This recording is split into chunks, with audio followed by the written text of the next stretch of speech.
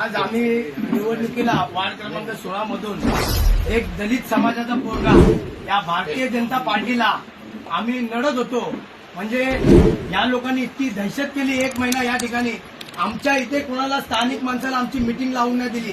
पण त्यांना आज कुठेतरी हार मान्य करायला लागलेले, त्याच्यामुळं मला इथं सगळ्या लोकांनी चांगला प्रतिसाद दिला.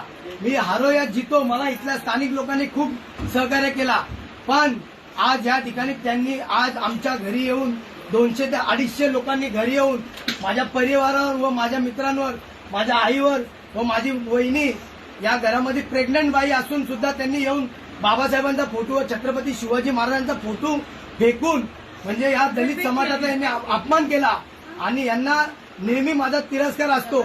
आणि यांनी याच्यामध्ये हे लोकांनी आमच्या समाजाची, हा राजू चौगुले, महेश चौगुले यांनी पूर्ण भिवंडीचं राजकारण खराब केलेलं आहे. आणि ह्या लोकांनी आमच्या समाजाची 2 माणसं मारलेली आहेत. याच्यामध्ये राजेश शेट्टी, राजू चौगुले आणि त्याच्यानंतर मनोज ठाकूर आणि श्रीकांत दासी असे जवळजवळ 200 लोक होते.